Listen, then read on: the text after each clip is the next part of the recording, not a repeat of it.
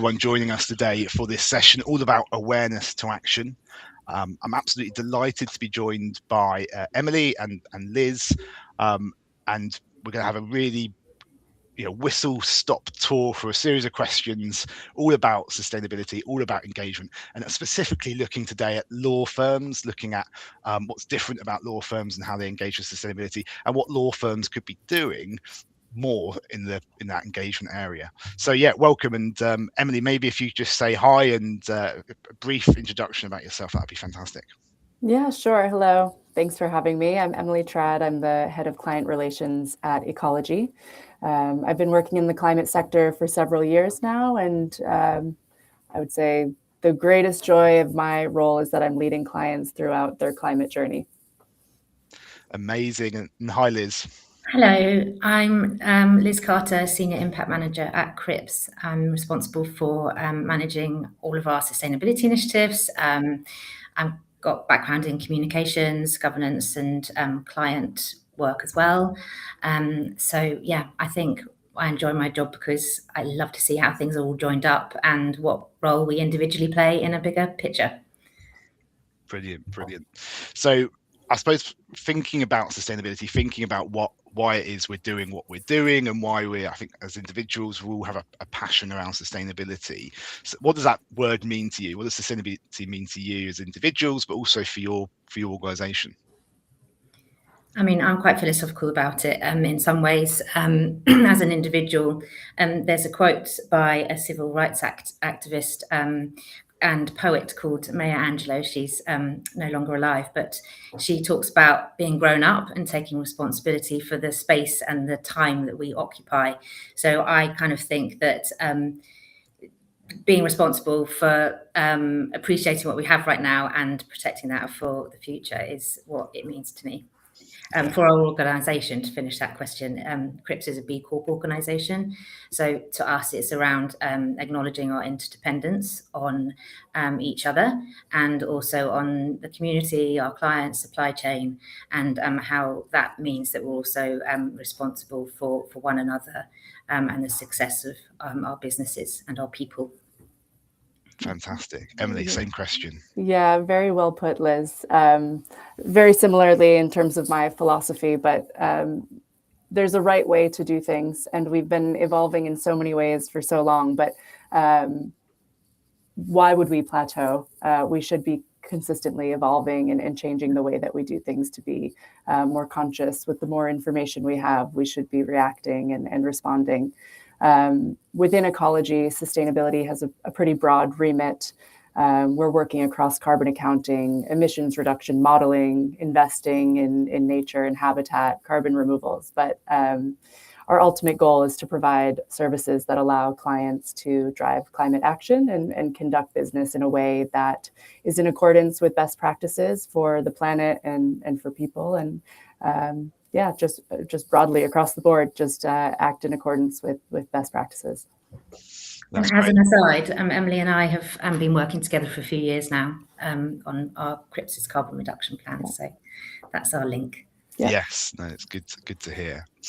And then thinking today, especially Liz, with your background and with Emily, with your input into that, and especially specifically around unique barriers which law firms are experiencing. Especially around embedding sustainable actions and practices into everyday actions. Have you got any kind of insights or thoughts on what law firms could be doing? We did chat about this before, and I'm not sure it's unique to law firms. I think Emily might have a better answer than me for that part. But I think in business generally, there's a bit of an either-or mindset still going on between profitability and responsibility. And as soon as we start to have a both and mindset, I can really see some commercial advantages as well as risk mitigation for businesses in the long term. But sometimes thinking long term is the hardest thing to do when short-term profit helps to drive growth. So these are all things that we're balancing all the time. I also think just day to day, everybody feels very busy and can sometimes be isolated in their kind of work or feel quite isolated in their work, which I'll come on to a little bit later in more detail. But Emily, do you want to talk a bit more about law firms specifically? Yeah. Well, it's specific to law firms. It is broadly across professional services in general. I think there's, as you said, this pushback often, or this balance we're trying to strike between sustainability and profit. But ultimately, we're beyond the nice to have phase. And there's increasing business risk if you're not aligning with climate action. So that's certainly something that I've found to be a struggle in just that education piece, making sure that firms really understand that future-proofing element of all of this. And then what may be the most boring answer of the day, I think a specific challenge is data availability. It's not really the most attractive topic, but businesses really struggle to have granular and high quality data available when they first set out on this endeavor of putting together a climate strategy. So I guess a word of advice to those either starting out or trying to level up in terms of their climate strategy is proactively set up internal systems to collect the right data. While you can set a baseline footprint using just spend-based data, start tracking business travel mileage, employee commuting, speak to your office management about utility bills and start collecting that data. And the sooner you do it, the easier you'll find this process. I think we've touched upon some interesting things there. One, I think the first being is, are law firms unique? Liz, your point around actually, and Emily, about, it's actually what law firms are experiencing are the same sort of challenges which any professional services business or any typically large organizations experience when tackling this issue around awareness building, around sustainability, around reducing their company carbon footprints.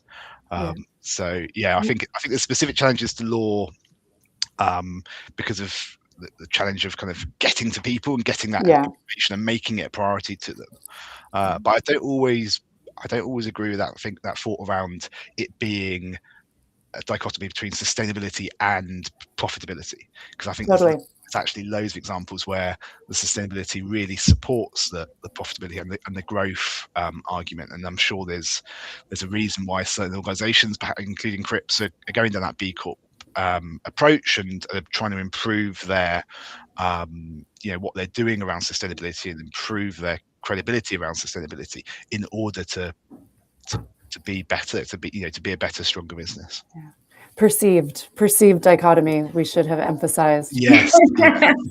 we need those stories, and I think I'm putting together an impact report for this is our second impact report as a B Corp, and that really helps with developing the story and making the links between what happens in one place and what happens in another, and to show that they are indeed connected. And that we're getting more competitive, excuse me, through focusing on this. Absolutely. Now, we ran a study recently, a survey amongst several thousand of our members who are using our behaviour change platform to help influence sustainable behaviours. And one of the most popular result that people gave around why they want to do something around sustainability is because people are motivated by their own moral and ethical ethical responsibility to help nature, to improve biodiversity. Do you think that holds true in law firms? Do you think that same reason motivates people to take action around sustainability in law firms? Lawyers have a great opportunity to use the law for good, and so yes is the answer. People want to solve problems. We want to work with our clients to achieve success together. It's not always obvious, obviously, around nature and biodiversity. But I think lawyers want to solve complex problems and use the law to do so. So I think we've got a great opportunity there. I think people are also driven, again, my theme about sort of being connected and this idea of interdependence and being together. There's so much in the press even this week around the burden of this activity, that it's a cost burden to businesses. It's been politicized. So actually moving from this sort of individual kind of eco-anxiety that may have been pushed down upon us, using something like a climate activity collectively means that we feel more empowered, and actually it's not just about the individual. We can start to push up a bit and to actually make a difference with our environmental impact in a positive way. And is that something you're seeing from across the sector or within Cripps, that sort of upwards pressure on management to do more? I don't think it's necessarily on management. I think what we see sort of on a day-to-day basis is people wanting to come together and do things which are really clearly scoped out and really clear what their input is and how we measure outcomes. We haven't got there yet. We've been talking to Team Jump in order to formalise that method and that kind of celebration at the end to say what is it we actually did, even if it feels quite small. It's all steps in the right direction and people feel empowered by doing that, and this sense of connection and belonging at the firm, so that we can all do our bit, but not feel isolated in that. I don't know if that makes sense, but that does, yeah. And it's that idea, isn't it? Lots of little steps build up to big impact, and that's a core part of engaging people around sustainability. Yeah, and creating agency. Otherwise, your hands are tied and you feel just a bit sad about it all, and like reading the newspaper and hearing the politicians. And it's like, it doesn't really have to be like that. I think take it from that level to a community level and see ourselves at work as a group of people. We're a community ourselves, so it's like empowering the group, really. Yeah. I think tools like what we're going to be talking about today enable this collective action. So these employee engagement tools allow for engagement on the topic of climate action, but just engagement as an employee. I think, it gives you another reason to be passionate about your role, which I think is always great. But just a few thoughts around what I think motivates people working in law firms. As a non-lawyer, I would imagine that there's a sense of justice and competitiveness that could be harnessed to drive change. So I think that's a unique position to be in. There's also, of course, the business case that can be made, and technically a legal imperative by 2050 to engage and reduce emissions. But I would say the drive around competitiveness, motivation to be a recognized leader in the space, I think that can go a really long way. And I think it should be harnessed. I think being a leader, doing anything that can set your firm apart is beneficial. And that competitiveness is really interesting, especially from a behavior change perspective. That can be a very powerful motivator, not only from a certain pressure around businesses and individuals within businesses seeing it as like other people taking action. It's a bit of a social norm, and that then influences your behavior even on a very subconscious level. But tapping into that, we want to do better than that other company, we want to do better than that other team. Done in the right way can be super motivating.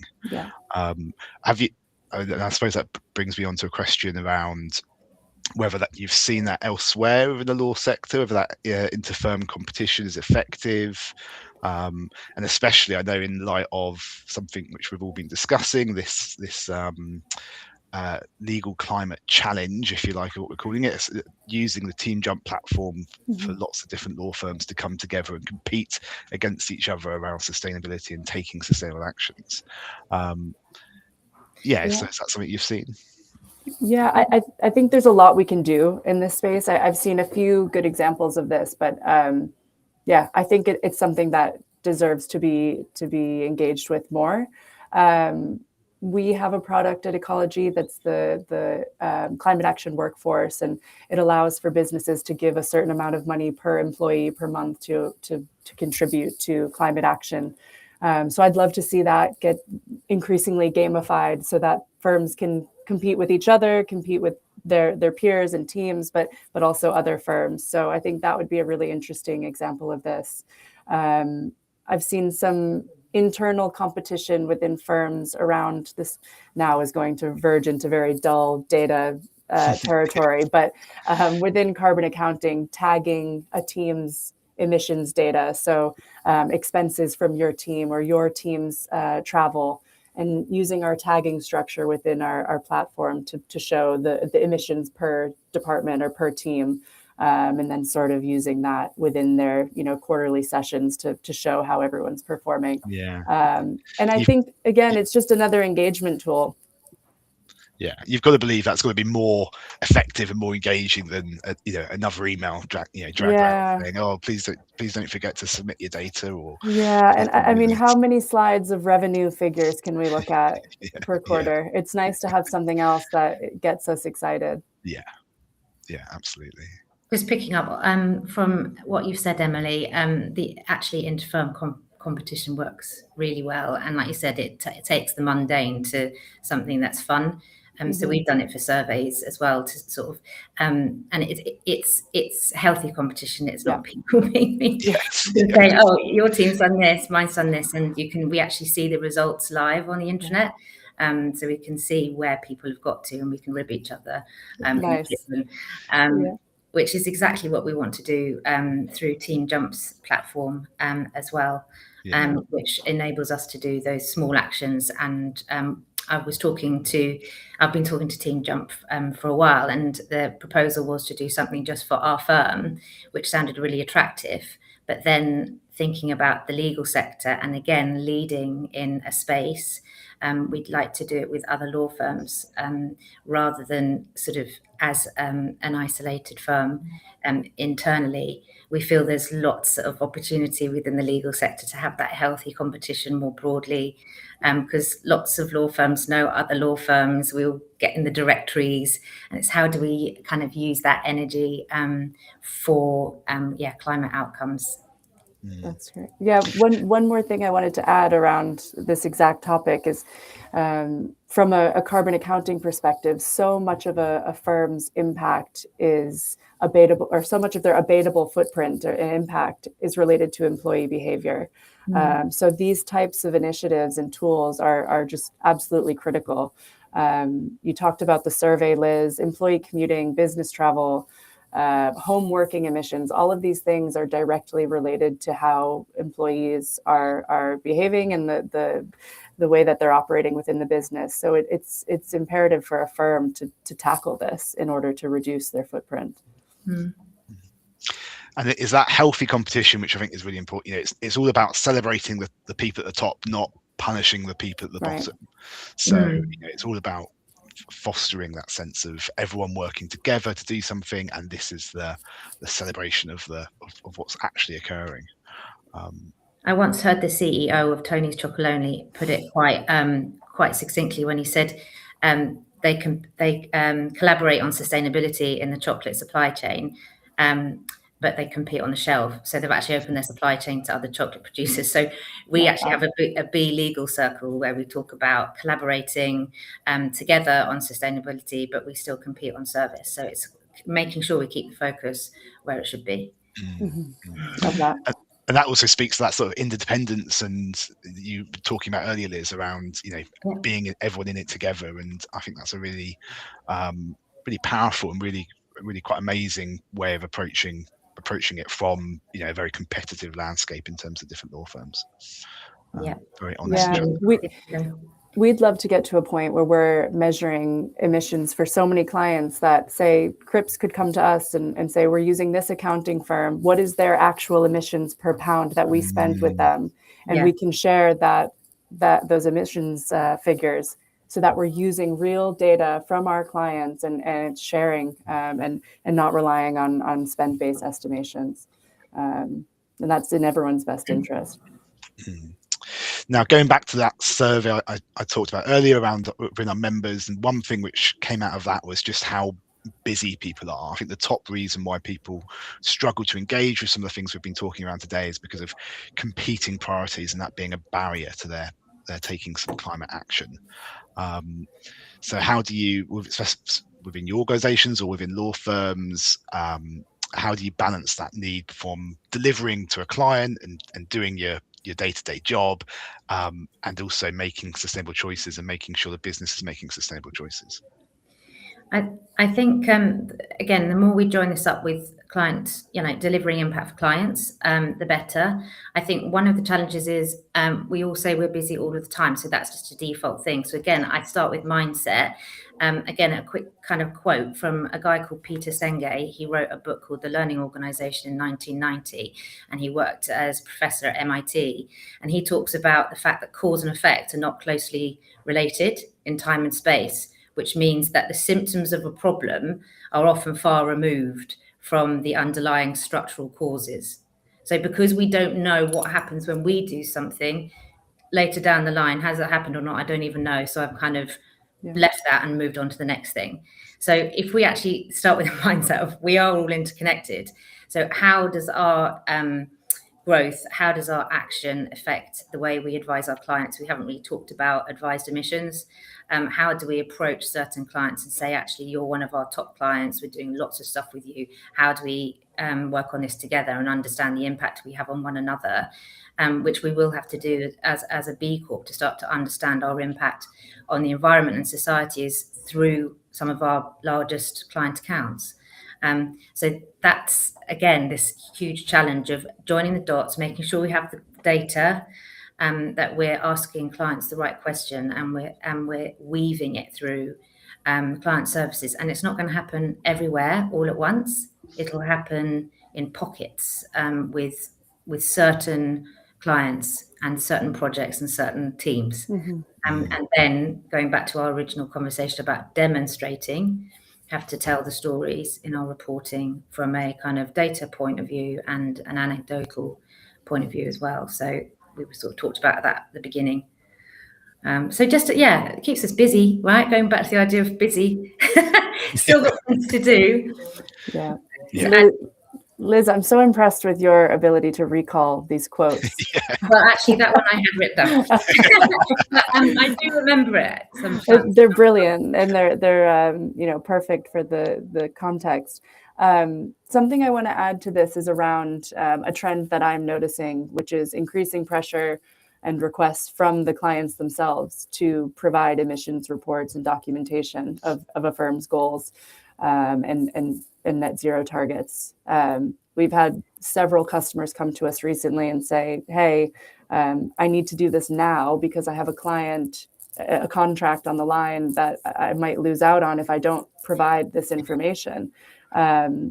And so I think that sort of proves this point of what I said earlier, that we're beyond this nice to have phase. There's a real business case for doing this, and a business risk if you don't align. And while I appreciate and respect that there's a financial and time cost and restriction, my job ultimately is to be their climate strategy advisor. And in a lot of cases, that's also a business advisor. And so future-proofing is something that I really emphasize here. I think if we think about the time constraints that firms are under, and this sometimes takes less of a priority than delivery of client work, it could very well be worthwhile hiring someone within your business to focus directly on this work, if possible. I know that it's not always possible, but taking the time and understanding that having this be, just an element of someone else's role, it's probably worth devoting some clear time to understanding emissions and to work on a climate strategy. Yeah. Mm-hmm. And that pressure you're seeing, Emily, from clients requesting data perhaps from firms, is that an upward trend, do you think? Because I think lots of it's low-hanging fruit, right, for lots of businesses. They might have tackled, for clients especially, they might have tackled some emissions which they've done all the easy stuff, and then they're moving down their supply chain, right? They're starting to look at think, right, okay, who's supplying us services, what's their carbon footprint? So I wonder whether that's a product of the fact that businesses are having to take an interest and take an active approach around these sort of things, and therefore requesting more information. Yeah, I think it varies heavily depending on where in the supply chain you sit. But I think we're in an interesting space where I've seen a few requests come in that from companies that are saying, hey, we've been told we need to request this data because it's our new policy that we only work with firms or suppliers that are measuring their emissions and have a 2045 net zero target. They don't really know why that's the case, but that's what they've been told. And so that's what they're doing. So they need their footprint done immediately. We have other clients where there's a really clear consensus around why they're doing this and what data they require. So yeah, it really depends. There's also, the regulatory compliance piece as well. But I can add a little bit to it from the fact that we get kind of framework tenders or re-tenders come through, and bigger clients are asking for this data year on year. So we had one, and I think I reached out to Emily at the time, where a banking client said, please can you do the Ecologi dashboard? And it was, it's extensive. And Emily sort of supported some of that and in our impact report as well. But that's partly why you kind of have to take ownership of it as a business, so you're very clear on what you do and what you don't do, and assess the clients that are asking, because it's there's a list as long as your arm about the types of things that you need to provide. So the best advice I have for that is to try and get organized internally about what you need on a regular basis, and what your firm can do, and which areas you can't go to, because sometimes it's like we're not there yet. So you can't jump through all the hoops all of the time. But I do think there is a risk of losing your license to operate with some clients and in some sectors. So that's definitely where the risk comes in, and how you cost that risk based on the size of the work, the client, and the work that you're getting, the value of the work. Yeah, and I think previously, if I think back maybe even 5 years ago, we saw requests coming through for, what actions have you taken to reduce your footprint? But nowhere within that was, what was your footprint, and how are you measuring the impact that changing to LED light bulbs had? It just was list out, we've planted trees, we've switched to LED, and those are all great things, don't get me wrong, but we need more. There needs to be a real clear strategy. So now we're seeing requests come through, as you said, Liz, with Ecologi, quite extensive reporting requirements around, what is your net zero target? What will your annual reductions be? And how are you tracking that? And then what's the plan for that residual emissions? Are you going to offset that? So there needs to be an increased amount of literacy as well within firms around how to respond to these requests. I think this is where the headache comes in, and everyone just wants to close the door, which is kind of why we need to build that cultural piece and the communication piece through those day-to-day actions, because the reporting's so heavy, the data's so heavy, it feels such a burden, which is why... Don't close the door, just call me. But just really interested in how we can work together, Team Jump, Ecologi, and the legal sector on this engagement in the small actions, measuring those together, and having a bit of healthy competition. Yeah, it feels exciting, doesn't it? There's certainly something that needs to be done there. And if you are watching this today and this is something you're interested in, either this legal climate competition or the legal climate forum, what's the next steps? What should people be looking out for? What can people do right now today? Well, in February, it's fast coming up, we have a scoping call for the Legal Climate Challenge. So you can hear what Cripps has been talking to Team Jump about, and how we're proposing we actually work together on a shared platform, which will have lots of activities, lots of fun, lots of rewards for individual actions, and then you can track your own personal and your company change over time. And then that is part of a wider initiative with Ecologi, which is the Legal Climate Forum, which launched a couple of years ago, which Emily, you can say about the wider forum. Yeah, we'd love to have all of you. The Legal Climate Forum is a space that we've set up to have peer-to-peer idea and information sharing within the sector, sharing challenges, lessons, and then we'll pull in subject matter experts to answer some of the questions that come up in each of the forums. So we're still finalizing the dates for the events, but please get in touch with me directly if you'd like to attend. It's a really important and I think helpful space for firms to be a part of. We can also follow up for anybody who's been on the call today, and you can get in touch with me with any questions as well on LinkedIn or through Cripps.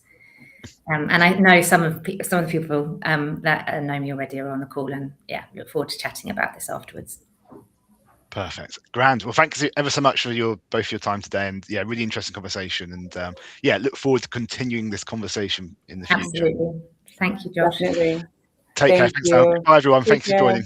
Bye now. Bye.